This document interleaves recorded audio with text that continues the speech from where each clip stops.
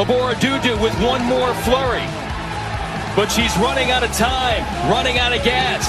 Tamyra Mensah-Stock has plenty left. And the American with that dream of finally standing atop the podium at the Olympics, it is here. Tamyra Mensah-Stock of the United States has won an Olympic gold medal. And welcome to another edition of Two Steps Ahead Podcast. Two Steps Ahead Podcast encouraging you, my friend, to take your passion, make it happen, and let yourself be great. I'm Son Edom, and as you heard there in the highlight, Tamyra Mensah-Stock winning a gold medal at the Olympics, the second female wrestler for Team USA to win a gold medal. And she talked about it after her experience, and she had a lot of excitement. She had a lot of enthusiasm, which a lot of people have gravitated to. But we talked about it last week that that's the type of Olympic champion that is worthy of being on the box of Wheaties, or worthy of representing our country, or worthy of being put out there for people to emulate, a role model.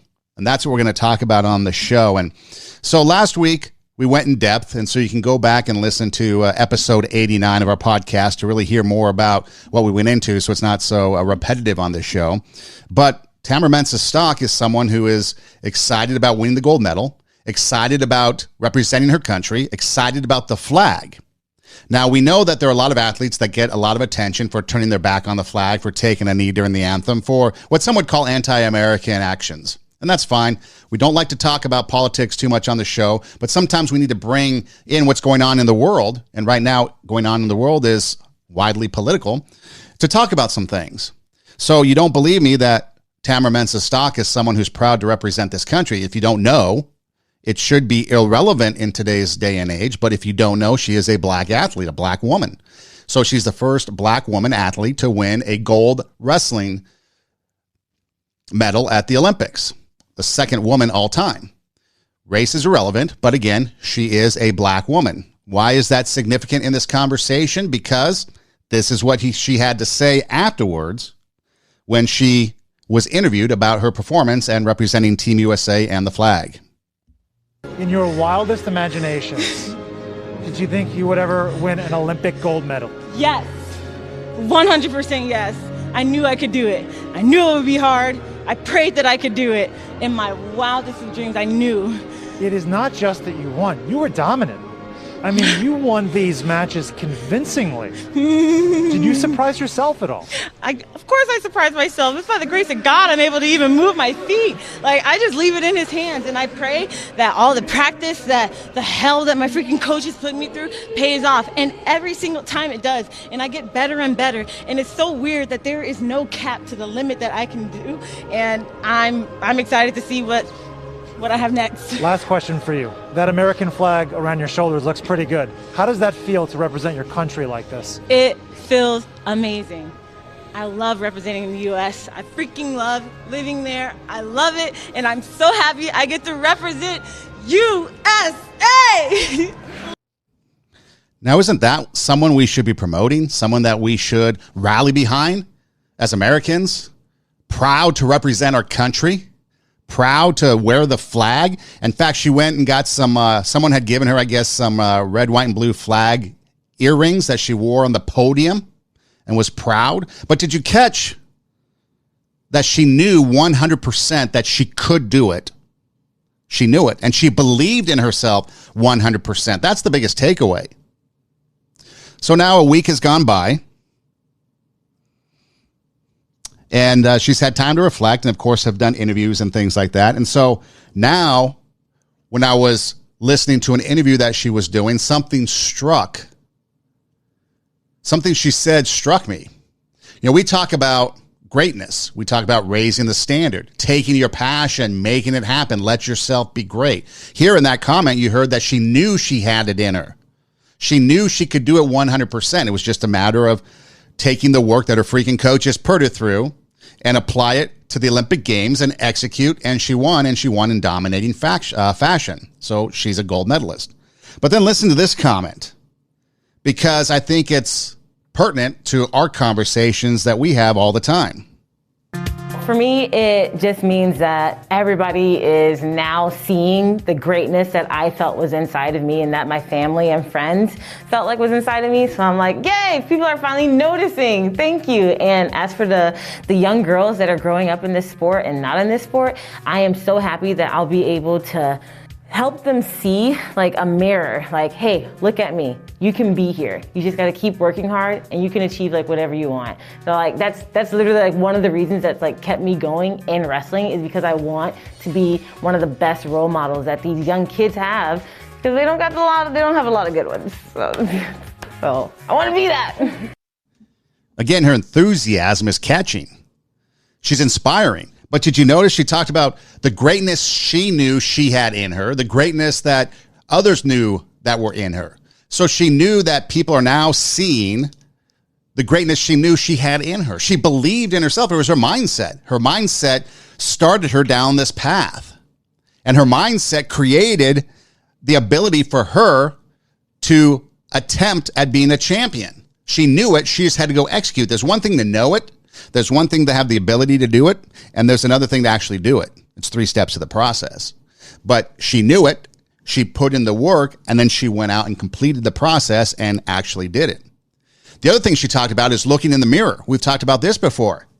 She looked in the mirror and she saw something. She saw herself being a champion. She saw herself having worth, having value, having the ability to do it. Now she wants to be the mirror where people look at her and they see, if I'm looking at Mensa Stock, I look at her and I see a reflection of me as I want to be great. I want to aspire to do great things. I want to win a gold medal in my life, whatever that might be. It might not be a literal gold medal, but I want to achieve and accomplish high things. And I can look at her and be inspired by it. So she talks about and refers to the mirror there. Looking in the mirror and seeing something and seeing that reflection come back to you as something positive, as something good, as something that we can aspire to do. The other thing she talked about was being a role model. And she said there's not many out there, and there's not many good ones out there. And she wants to be one, and I think that she should. I think she has the ability to do that. And so that's kind of what we want to talk about is the role modelness of it all. What is it that we are doing to either A, have someone be a role model to us, or B, how are we impacting others? Are we being a role model to other people? Now, the story gets better. First off, if you don't know, Tamyra Mensah Stock, when she was in high school, obviously a wrestler, in Louisiana, her father died in a car crash on a return trip home from one of her matches. Devastating, and a loss that she still talked about in the interview. Impacts you for the rest of your life. But what she didn't do was allow it to define who she was. She drew inspiration from it. She goes on to talk about how that if her dad was in the gym, he would be the loudest one there. He'd be the one encouraging her on the most. And she felt that spirit right there with her as she was going through the Olympics. The other thing she talked about was once her dad died, it became hard on her mother, obviously, to make the family, support the family, and create the family dynamic that was now absent a father. And so one of the things, she had a conversation with her mom, I guess about 5 years ago, as the story goes. One of the things that her mom was able to do was cook, and her mom was able to cook well, and she would have this little barbecue grill that she would make things on and sell them, and that's how she makes some extra income. Well, Mensah Stock talks about 5 years ago, she made a promise to her mom that she was going to buy her a food truck. So as an Olympic gold medalist, you get $37,500 from the Olympic Committee, the U.S. Olympic Committee, for winning a gold medal. So what would you do with $37,500 if you were a gold medal winner? Would you go out and buy a fancy car? Maybe you deserve it, so you go out and buy a fancy car. I applaud you for that. If you want to take your winnings and buy your dream car, I'm all for that. Go knock yourself out because you deserve it. If you want to go on a trip, dream vacation somewhere, maybe Bali, the Maldives, Fiji, I don't know, Costa Rica, go do it because you've earned it. That's fine. Nothing wrong with that. If you want to go on a shopping spree, maybe get some fine jewelry or a watch or some fine clothes, great. It doesn't matter. You can do with it what you want to do. And there should be no second guessing or guilting in how you want to spend that money. I would probably consider doing something extravagant myself. You put in however many years, well, probably in this case, for some of these athletes, it's a lifetime commitment. You started like Mensa Stock. She was wrestling in high school and carried on through the Olympics now. So yes, go out and spoil yourself. Go out and do something nice for yourself because you've earned it. You deserved it. That's great. I would not judge you one bit. 5 years ago, Mensa Stock has a conversation with her mom and says, I'm going to buy you a food truck. So what's she going to do with her winnings? Well, apparently a food truck costs about $30,000. She's going to buy her mom a food truck. So she's fulfilling a promise that she made to her mom 5 years ago. And apparently they're going to name the food truck the Ladybug. So here's someone out there that is doing something positive, having a positive impact on the world around her, having a positive impact on the people that come into her life, that she goes into their lives. And she's not the only one. She just right now happens to be more the one that's more visible out there because of her story.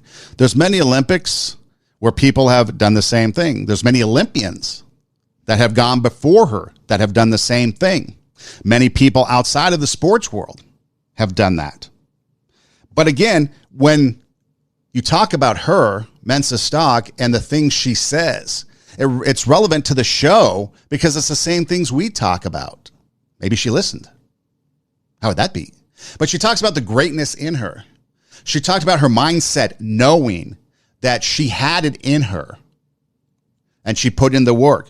She talked about the mirror and reflecting, being a reflection of what it is to be a champion, being a reflection of what it is to be a role model, being a reflection of what it is to have a positive impact on somebody else. And she knew it. She knew she had greatness in her, and she brought that out. Because after all, we all know that we preach on the show is you owe it to yourself to be great. You owe it to yourself to be great. You owe it to yourself. Some say they're selfish. Some might say they owe it to their family to be there for them. Let me tell you something. You owe it to your family to set an example. An example of someone who lives the life they want to live. A strong example of a strong human being. You owe it to everyone you love to set an example of what a great life looks like, so they can follow in your footsteps. Settling for less, it stops with you. Accepting average, it stops with you. Strength, courage, determination, and a beautiful life, that starts with you. You can't help anyone until you help yourself. And when you make you strong, that strength will spill over to everyone else. They will be inspired by you. They will follow your example. So there in the clip, it talks about being an inspiration to others, setting the example for the good life that you want to live, setting the example for the great life that someone else can have, not settling for average, not settling for less, getting out there, being the example, being that role model to others that can look to you, being that reflection in the mirror where people can look to you and say, you know what? They did it. He did it. She did it. I can do it too. The mindset. Now, at first, I didn't want to talk about it and bring it up because I just don't think it's was pertinent at the time. But then as I started to think about it more, I thought there's a good comparison here between these two different people. Okay. Tara Mensa Stock and everything we talked about. And again, you can go back to episode 89. You can go to YouTube, SoundCloud, or better yet, go to radiowarp.com and you can find it and listen to it because we go into greater depth when it comes to Tamara Mensa Stock. But then you have Simone Biles. Now, Simone Biles had a lot of issues at the Olympics. I'm not talking about that. She's an Olympic champion. She has 4 gold medals. I believe it's a silver and 3 bronze. Okay. She was an inspiration a few years ago at the Olympics. She went through some issues at the Olympics. Some people criticized that she gave up and quit. She had some apparently mental health issues, a case of the twisties. And so that's fine. I'm not going to judge that. But here's the difference, okay? Bear with me. And again, Be that person that can take the politics out of the conversation and just listen to the example and the comparison, and hopefully you can understand where I'm coming from. Now, obviously, some of you can't do that, and you automatically jump on the criticism, and you automatically jump on what I have to say as something negative, but it's really not. Let's just look at the comparison. So recently, Simone Biles posted on a social media account her feelings and expressions about abortion, and that's fine. You can have your views and opinions. That's fine. I'm not going to make you believe what I believe or tell you to believe what I believe or force you to believe what I believe. You do you. That's fine. But what happened was she got some blowback, and then it turned worse. But this is what she had to say. And again, take the politics out of it and just listen. She said, abortion is better than foster care and adoption. She says the foster care system is broken. It's tough, which I have no doubt it is. I've never been there, so I don't know. But I have no doubt that it is tough. But here's the thing that's missed out. So she's saying it's better to have an abortion than to put your kid in foster care than to give it up for adoption because adoption is expensive. Okay, that all could be true. That's fine. But here's the thing that I think she missed out when it comes to our conversation here. Simone Biles was in foster care. She came through the foster care system. She knows what it's like to be there.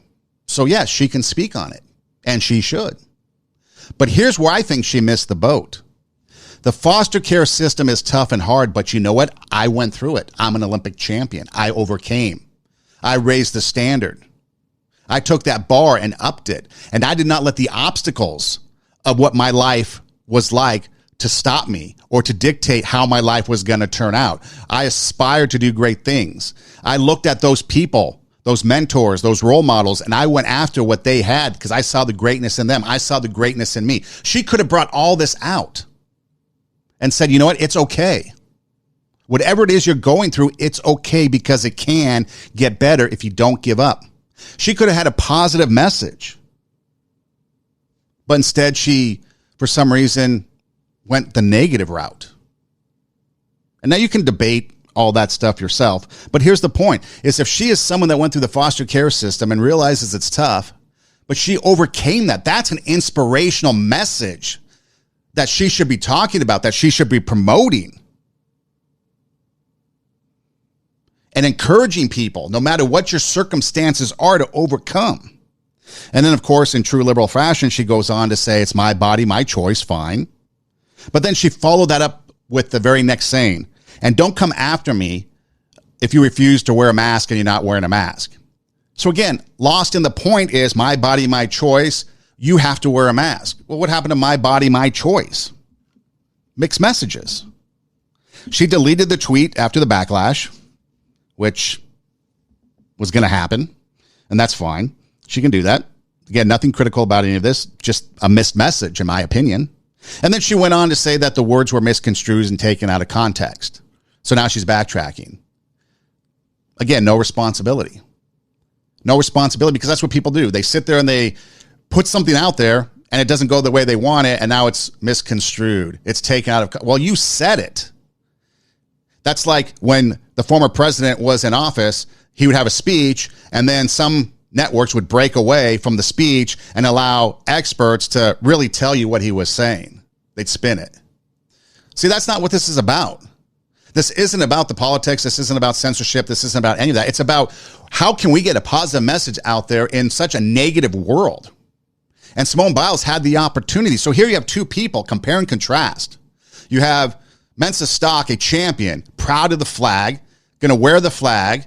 Now she's going to take the money. She's going to help her mom buy that food truck she promised. She's inspiring. She's got the enthusiasm, the charisma. She knew that greatness in her. She wants to be a good role model. That's all great. Love it. And then Simone Biles, another Olympic champion, takes another turn. And in this world, the society that we live in, I think we've had enough of that Simone Biles type mentality.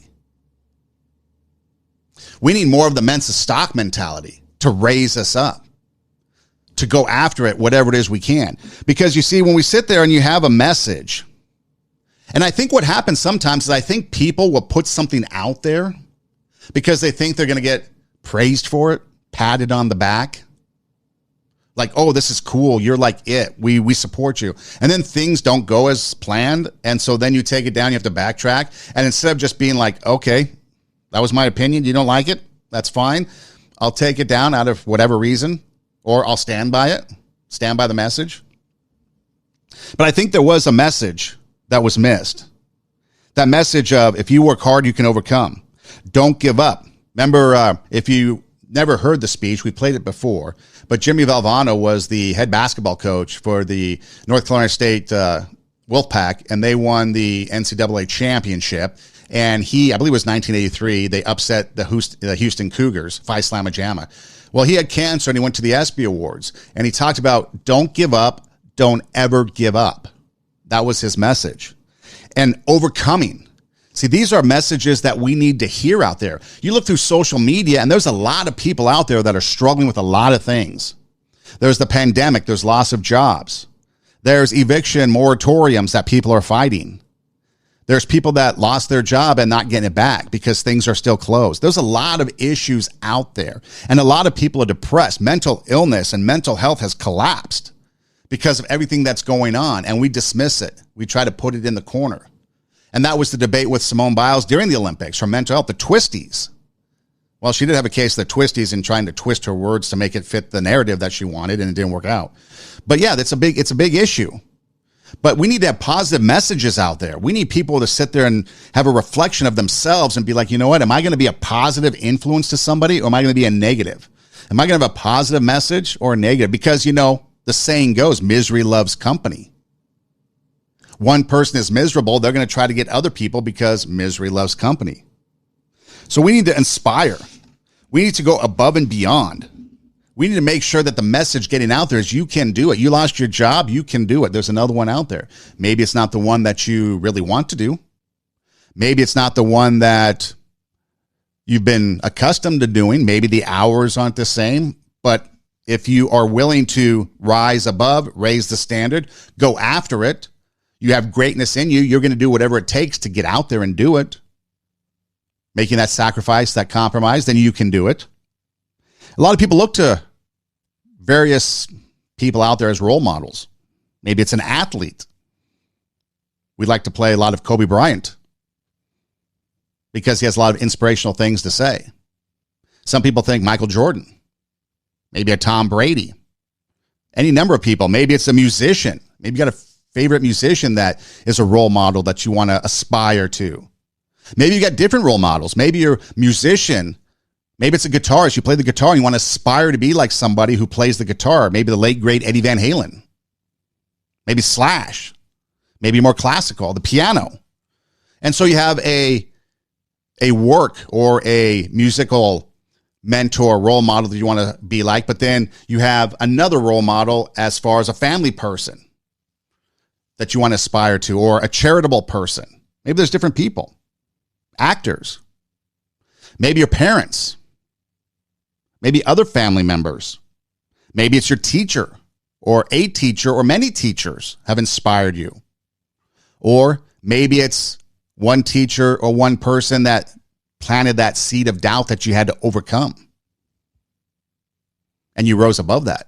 See, that's what happens. I mean, I'm fortunate because I can look at the people in my immediate life. When you talk about role models, my parents, well, probably starts out with my grandparents, who then had my parents and raised them in a way that had values that were then reflected upon me, and my cousins, my dads and siblings, and then my cousins and so forth, right? So it starts at the top. So your immediate family could be a great role model, or a great pattern, or a great foundation that we learn from. But then maybe we want to reach out to other people, and we see other people. Maybe there's a motivational speaker. Maybe it's an athlete. Maybe it's a musician, actor, whoever. Maybe it's somebody else that we've talked about. But then it comes down to, who is it that is influencing us? And how are we impacting other people? Who are we influencing? There was a clip that I found that I wanted to play, but it was just too long. It was about 5 minutes long, maybe another time. And it really was going to drive home the point of your influences. And I think it was just too long to play. But basically it was like this. He would get caught up with the wrong group. He would go out and do drugs. He would drink. He would party. He would do all the negative things because he thought that was the way to live life. And then he realized after the fact, it wasn't. But he thought at a young age, and so he had trials and tribulations to overcome. How many people do we know, maybe you were one of them, that either had a negative impact on somebody else or had a negative impact on somebody else? And you see the impact that negativity has on them.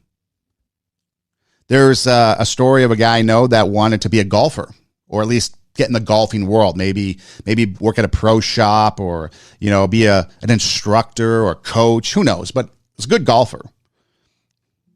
Maybe not quite PGA material, but you never know, but very good golfer. Because as we know, it's very hard to make it to the professional level. Not only do you have to have the talent and the ability, but you have to have the mindset, and you have to have the ability to do that grind, that day in, day out, going to the golf course 5, 6, 7 times a week, and that's your thing. That's the only thing. It's like baseball players, which is more my familiarity.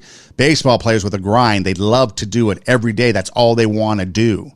I listened to Mark McGwire one time talk about baseball, and that's all he wanted to do was just go to the field, go to the stadium, just be there, be there, be there. He wanted to do nothing else. That was his complete passion. And sometimes that's what it takes, sacrificing all others. Jimmy Johnson, the NFL coach, I believe one time I read a story that he divorced his wife so he can coach football and win Super Bowls because that was important to him. No judgment, but that was as important to him. Not sure I would do something like that, but hey. And so what are these things that are going on?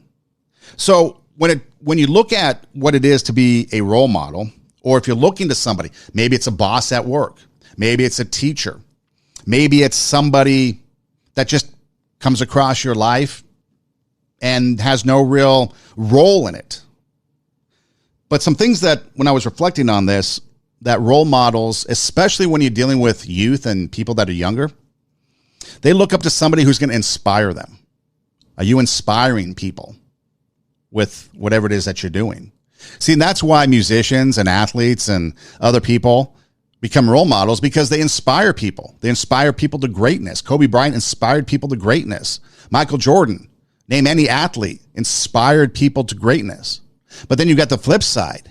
You've got people like Barry Bonds, involved in a little bit of scandal, not so inspiring anymore. Because you're living your life by a set of values, a clear set of values. And usually those values are going to be positive and good, considered positive and good. Although that's kind of getting into a gray area these days. What's good? What's positive? But they inspire and they live their lives by a set of values.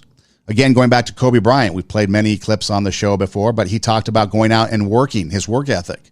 So his values, not only was he a great player and inspired people, but his values were his work ethic. Go out there, work hard, practice 3-4 times a day, doing the work, sacrificing. And that's the example a lot of athletes will give. But you have a clear set of values. Maybe it's a life coach that you have, and they live life by a clear set of values. Maybe it's a religious practice, a faith belief, and you're following a clear set. And what happens when your religious leaders fall outside of that? It becomes scandalous. Political leaders, they're supposed to follow a clear set of values, but what happens when they go out of that? I mean, Governor of New York, going through that right now. Society sets what value system it should be when you're governing and the way you are supposed to treat women, and he went outside that, so now he's suffering the consequences from it. You have a commitment to the community, to others, to people around you. So not only are you inspiring, not only do you have your set of values, but now you're having a commitment to community, to others. It could be a mentor, it could be the role model role, or it could be helping out. It could be coaching a little league team. It could be reffing a basketball game at the park and rec, whatever it is, giving musical lessons. You're giving back is basically what it is. One of the things that I like to have done when I was, especially in broadcasting, when I was at radio stations, is try to bring on young broadcasters, which ultimately led to Teach, and bring on these young broadcasters and try to give them the opportunities, the help, the advice, whatever they would be willing to accept that I didn't have along the way, and try to help make their path to their educational goals or to their work goals or to their dreams easier, better, quicker. Give. And it could be the littlest of things. It could be your role as a teacher. It could be your role as a boss. You know, and a lot of times role models, true role models, they have a selflessness in them. That's what people are looking for. They're looking for somebody that is selfless and being able to give of their time and their talents to help the next person. Accept others for who they are. Not judging, not blaming. Maybe giving positive reinforced criticism. Or maybe it's not even criticism, but maybe structured advice as to, okay, this is what you're doing that's not quite working. And again, we don't need to candy coat it. We don't need to give everybody a trophy. We need to be honest and direct. But hey, this isn't working. Maybe you want to go about it a different way. This is how I go about it, and this is how I've gotten my success. Might not work for you, but maybe trying something different than what you're doing might. We need to be able to do that. Right? And then the next thing is overcoming obstacles, overcoming the hurdles in life. Can we sit here? We used to push a slogan on the show during the first year we were doing it was basically being the example. We're just 2 steps ahead in life. And so we're highlighting the stuff we've stepped in so you don't have to. Avoid the pitfalls and then maybe follow the successes. So that's what we can do, which we can, like Simone Biles did. She came out of foster care. Instead of spinning it as a negative, which I'm sure probably is, but look what you can do if you overcome. Imagine the inspiration she could have been to all those people in foster care, giving them hope. You know what? I'm in foster care. This really sucks. I have nothing to live for. No, wait. An Olympic champion just said that I can overcome and do great things if I just stick with it. Big difference in the message, isn't it? And so that's what we got to do. We got to make sure that our messaging is something that is inspiring to others. Because success is important. We all like to have success in life. We all want success. We are bred for success. Nobody has, by nature, the will to lose. That's why people cheat. We cheat because, I might fail the test. I might lose my job. I might do whatever. So I wasn't prepared, so I need to cheat. So failure really isn't in our DNA unless it is put there, nurtured, pushed. We talked about it last week, cultivating our soul for greatness to come out. People like to cultivate negativity into people's lives. We like to cultivate it into our own lives. And so we have to push that aside. And we want to be successful. But when we take a look in life as the difference between success and impact, are we only successful and we have no impact on others? Are we stepping on people? I mean, I'm kind of not surprised, but am when a lot of times I look at people like Bill Gates and maybe some of these other successful people in life, maybe Jeff Bezos, maybe Elon Musk, and you start to see little things in their past. I'm like, wow, they really did dirty someone. They did someone dirty. But is it not surprising? Because sometimes to get to the top, it is a dirty trip up that ladder. But does it have to be? I don't know. I obviously don't have the success of Jeff Bezos or any of those other people that have been up there. So I don't know if it takes it. If you can be nice and get there, I think you can. I think it's possible. But maybe because they see it, they emulate that. And so they have success, but where's the impact? I mean, we hear about Amazon, people having to pee in bottles. Whether it's true or not, I don't know. It's out there, though, on the news. I don't have firsthand knowledge. I can read the news, but is the news reliable? But there's people that have reported that. There's been reports that, maybe Bill Gates stole some technology or someone's idea and took it for himself. Whether it's true or not, we'd have to do more investigations, but there's reputable sources that have been out there that have been talking about it. Okay. That's not to dirty them, but it's just to say that, when we are looking at success versus the impact we have on others, wouldn't it be better to be successful and then see a long list of others that were successful? That's one of the reasons why I like the coaching One of the reasons why I like the coaching profession. You look at the coaching profession and you can take one guy. Recently, Bobby Bowden, Florida State football coach for many years. Great guy. Got to interview him a couple times in my life. He recently passed away at the age of 91. But then you look at the coaching tree and you look at other coaches and their coaching tree, people that served under them, and you see where success comes from. You see why this coach is successful. And then you see why this coach is successful. Then you learn, oh, he served under him. Okay, now it makes sense. And you start to see that it's all entwined. And it comes from one or two, maybe people at the top. Everyone likes to think of John Wooden as a great coach, and he was. Great philosophy, his pyramid of success, and all that.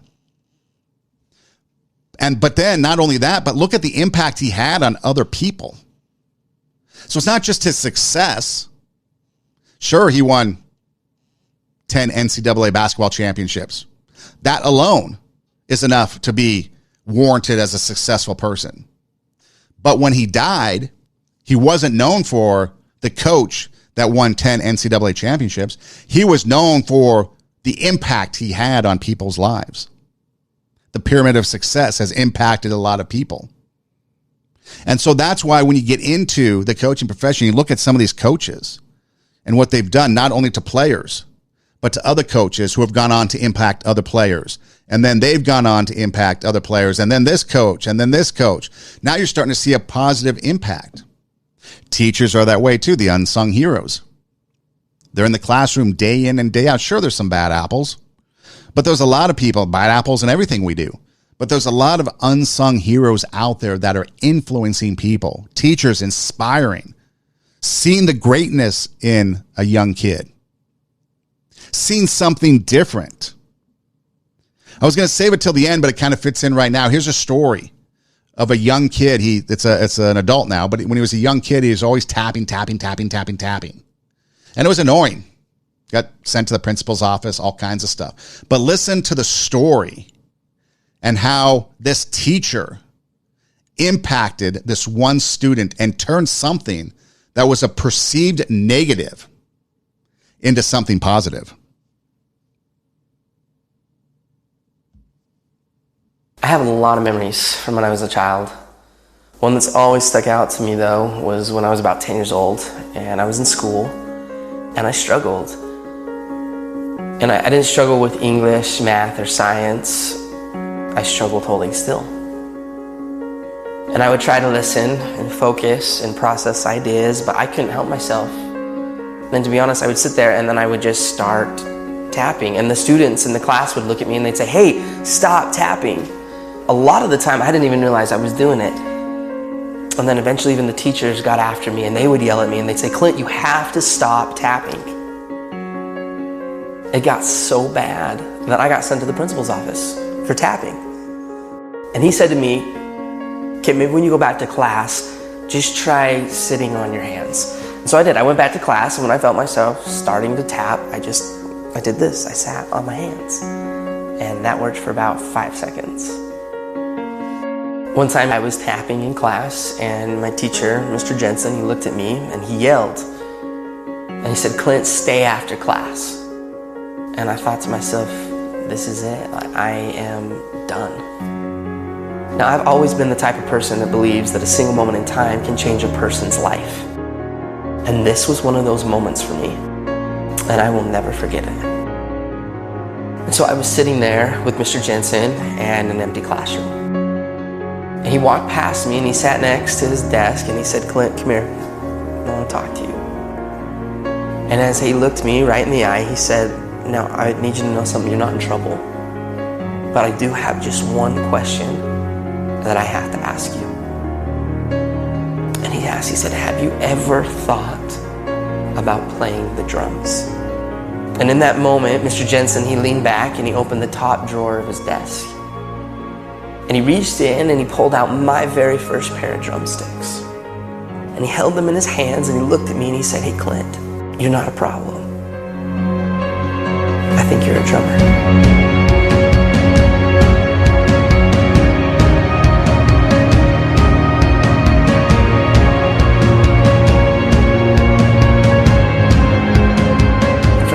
went on, I've never put those sticks down. I've toured, recorded, and played drums all over the world. My whole college education was paid for with drumsticks in my hand. Just because of a single moment in time when somebody believed in me, and he saw something in me that I didn't even see within myself. And from that moment, I learned that there's a difference between being the best in the world and being the best for the world. So you're someone who wants to be the best in the world, or someone who wants to be the best for the world? You're not a problem. You're a drummer. How many Mr. Jensens do you know out there?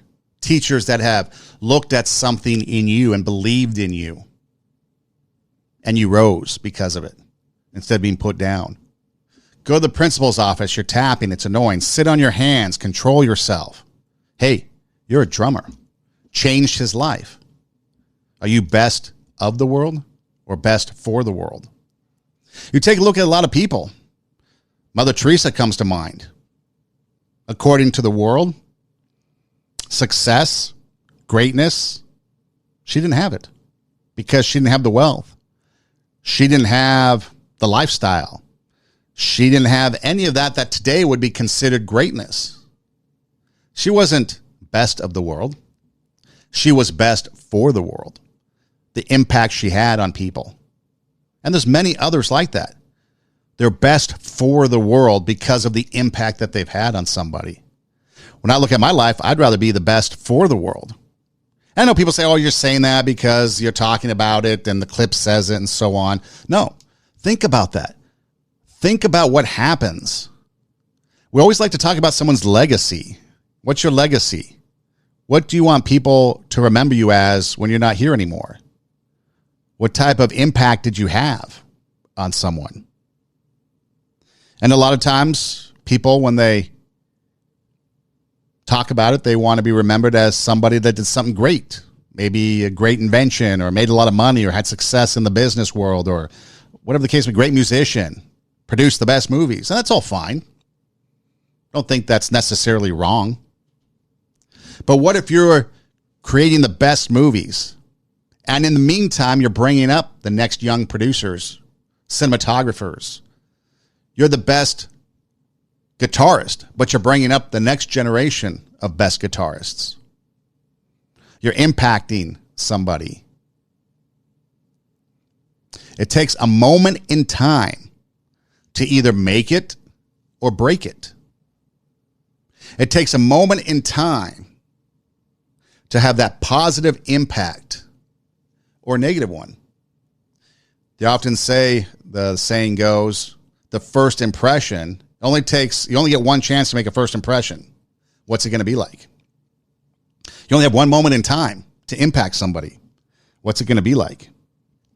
Because at the end of the day, when you look at success versus the impact you have on other people, there's a difference. If the lion is the king of the jungle, how can he be the king of the jungle? If he's not the biggest, the elephant is probably one of the biggest.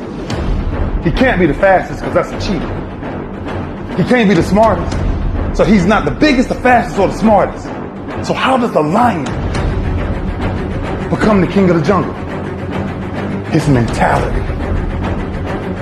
That's the only difference of a lion and an elephant. When a lion walks up and sees an elephant, he thinks lunch. An elephant thinks run. Because when a male lion walks up, he may be outnumbered by a pack of hyenas, but I'm king of my jungle because of my mentality. See, it starts with the mindset. We have to believe. We have to believe that we want to make a positive impact on somebody. And really, before that, it starts with the heart. What kind of heart do we have? Do we have a heart of compassion? Do we have a heart that wants to help? Do we have a heart of kindness? Is there warmth in our heart? Are we cold-hearted, mean, ugly? We've been hurt, so therefore I'm going to hurt others. So it starts there. But then the mind, we have to consciously decide what we're going to do. So our heart could be cold, but you know what? I'm going to fight that. I'm not going to let that come out because greatness is within me. And so I'm going to try to do all these other good things. But the mind is where it starts. We make the conscious decision to act or don't act. And then from there, we go on. But it starts with the mind. And so then we talk about the difference between success and the impact of success versus the impact of impacting other people's lives. And where does that lead us? Success is incredibly important, but even more important than success, it's having an impact. It's knowing you haven't walked the planet in vain.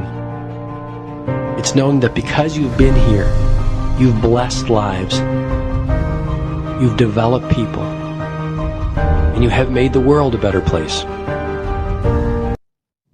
You've blessed lives.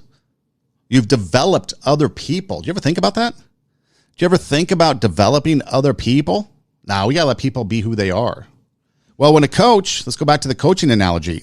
If you're a coach, you have an athlete that comes in and you mold them. You develop them into a better player.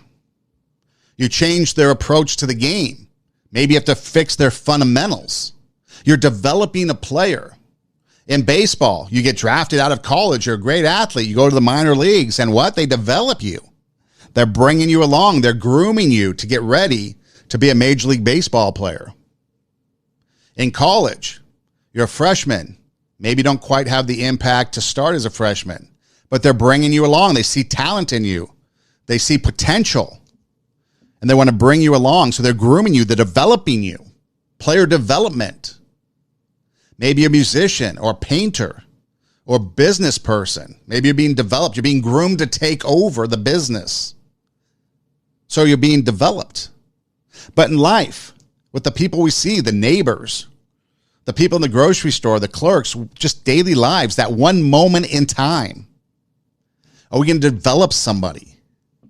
Is somebody going to see an act of kindness and be like, wow, I cannot believe that that person just did that? I need to do that. And it spreads. Or we're going to be someone that has a negative impact and be like, oh, wow.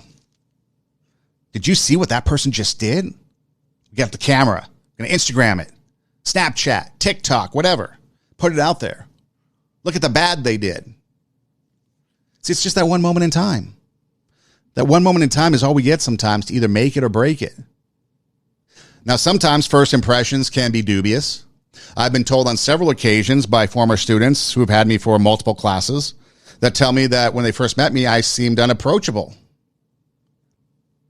Didn't know that. Maybe they thought I might be mean. Well, I try not to get that out there. Don't really know how to fix that. I'm me, right? But then as they got to know me, they saw a different side, a different person, like they were able to see my personality and get to talk to me and know me. So sometimes there might be a hurdle, an obstacle to overcome to then be a mentor, to be a role model, to overcome, right? And so for me, that's always the case. Okay, I'm going to impact somebody. Maybe I need to try a different approach, maybe try to be a little bit more friendly, maybe smile more, whatever the case may be. I need to find those obstacles, those hurdles that are keeping people from approaching me or being scared if I approach them. So I got to reevaluate myself. I got to look in the mirror and see what kind of reflection am I reflecting onto them. But that's important. It's important because we want to be able to have that one moment in time to impact people and to make it so that we might even get credit for it. That's the other thing we got to remember, because we're selfless. We talk about role models.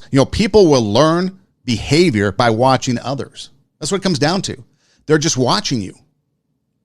They're watching you to see what it is you do, and they're going to emulate that. If you have kids, kids are going to emulate what you do. They're going to copy what you do. What type of parent you're going to be, what type of teacher you're going to be, what type of coach you're going to be.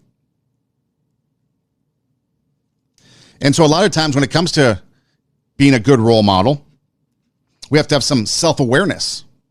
We have to be able to reflect honestly and productively on how we impact others. So self-awareness. For me, people look at me and maybe they're a little standoffish because they think I'm mean, or maybe because I don't smile, I'm not approachable, whatever the case may be. And I need to be aware of that. Like, okay, you know what? I need to change and try to however I can change my personality or whatever to be a little bit more approachable. Maybe smile, if not smile, smirk. I don't know. But I need to be aware of that so that then I can be a positive impact, because I might just have that one moment in time. I might not have 4 or 5 classes with them, but one moment in time. Or maybe it's a please, a thank you, manners, whatever. But self-awareness, positivity, fostering an upbeat and can-do attitude. The can-do versus the can't-do. The I can versus the I can't that we've talked about. And that's where Simone Biles comes in, I think. She could have had the can-do attitude instead of the I can't, or it can't happen, or it shouldn't happen, or it's negative. Foster an upbeat can-do attitude. You're in foster care, you can overcome and be an Olympic champion, or whatever it is that you want to do. You can do it. That's the message we need to be having out there. Having empathy, understanding the emotions and the needs of others. As a teacher, you learn not everybody learns the same way, so you have to kind of somehow teach to the ways that the people learn. You have to adjust.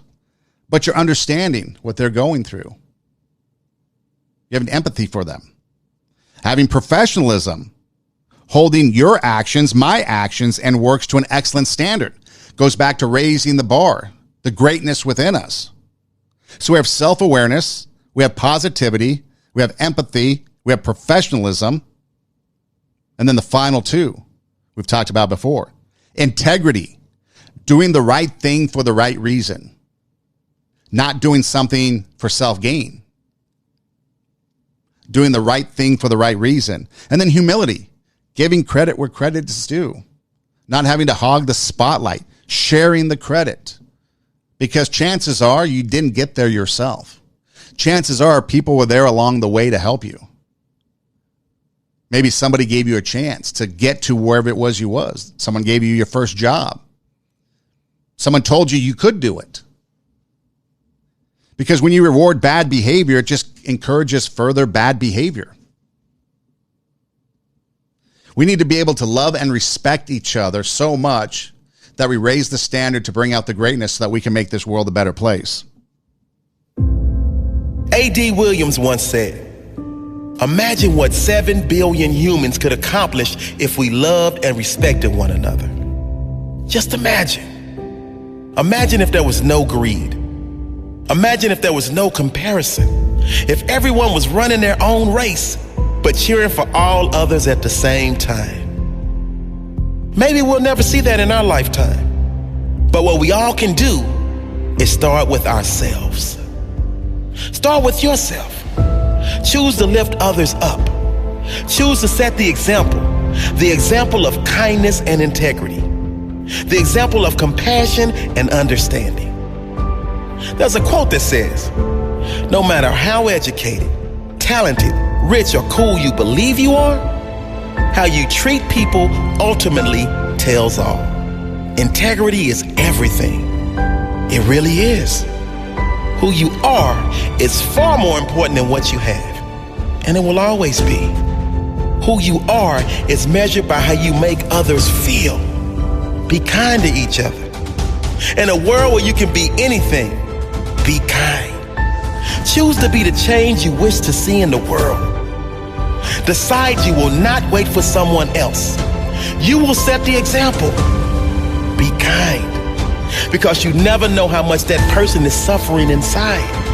You never know the difference your words can make, the difference your presence can make, the difference you can make to one human life.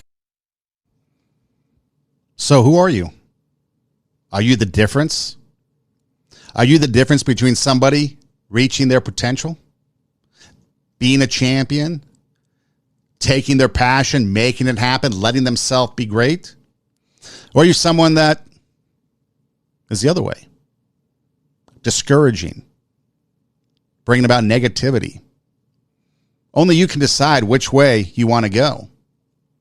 But when it comes down to it, like that clip just said, what if 7 billion people came together? Imagine the difference. Well, okay, the reality of it is 7 billion people aren't going to come together because we live in a country divided, first off. But then let's take the national level. Okay, we can't do that. What about the local level? What about the grassroots? What about the neighborhood? What about the community? What about the youth sports league that we're in? What about the churches that we go to? What about the civic communities that we're a part of? Doesn't matter. That one moment in time that you impact that one person in time could make all the difference in the world and set some sort of reaction moving forward that has a positive impact on everybody. Now, we don't know if that's going to happen, but wouldn't we want to try? Wouldn't we want to plant those seeds so that the growth and what comes out of our actions are positive? If we want to be the change that we want to see, we have to act. We can't just sit idly by and just let everybody else do it, because we won't be able to affect the change that we want to see. We need to do it. We need to be the Johnny Appleseeds, throwing seeds of positivity everywhere, so that way we get that growth coming up. Because there's a lot of times when someone plants something, weeds and other things will kill it. So we need to be planting things all over the place, the seeds of positivity, so that they spring up. There's nothing more contagious than positivity, enthusiasm, excitement. That's why a lot of the successful coaches have this bigger than life persona. That's why a lot of times inspirational speakers have this bigger than life persona. It's contagious. And that's what we need to do. We need to be so contagious that people want something. They want a piece of us so that they can emulate it and go out and be a positive impact in the world. This is Two Steps Ahead Podcast, encouraging you to take your passion, make it happen, let yourself be great. Thanks for being with us on this episode. We truly appreciate it. You can find us on Instagram. There's two spots. There's the show spot, TWO, Two Steps Ahead Podcast. And then there's my personal Instagram at Edem Rocks, EIDEM ROCKS. If you go to the show page, you'll see show-related stuff. If you go to my personal page, you'll see a little bit more about me. The best place to go for all things Two Steps Ahead and a lot of good things entertainment-wise is RadioWarp.com. It's radio, then WARP, one word, RadioWarp.com. You can find the show there. You can find other podcasts there as well. Plus, there's other... There's like a live player. If you hit the listen live button in the top right-hand corner, then the media player comes up and it plays music from ranging from the 80s to pop music. There's a couple shows on there, like the World Chart Show, playing the top songs from around the world, and totally 80s, some other things. The beat goes on. And then also there's a swag shop. If you want some cool merchandise for Two Steps Ahead, want to support the show, that would be awesome. Just click there. All kinds of sizes, all kinds of designs. Long sleeve, short sleeve, summer, winter, some cool stuff there. So it's RadioWarp.com, and then click the swag shop. And then you can also find different places to listen to the show. We're on Spotify, we're on SoundCloud, we're on YouTube. But if you go to RadioWarp.com, you can find and navigate your way to anything. And then also, if you want to download the app and take us with you on the go, Android, Apple, iPhone, you can just go to your app store and download Radio Warp app, Radio Warp app, and take us with you on the go. We truly appreciate your support. We'd appreciate it if you would tell a friend, let other people know about it. Maybe that way the word gets out there and it grows. And you can also on Instagram, you can DM me, direct message me if you want any comments, or if you need someone to talk to, or you just are reaching out for help, or whatever the case may be, you can find me there. Just don't hesitate to direct message me there on Instagram. Two Steps Ahead, TWO, Two Steps Ahead Podcast. Take your passion, make it happen, let yourself be great. We are Two Steps Ahead Podcast, and we'll see you next time. Be kind. Thanks for listening, and do tell a friend.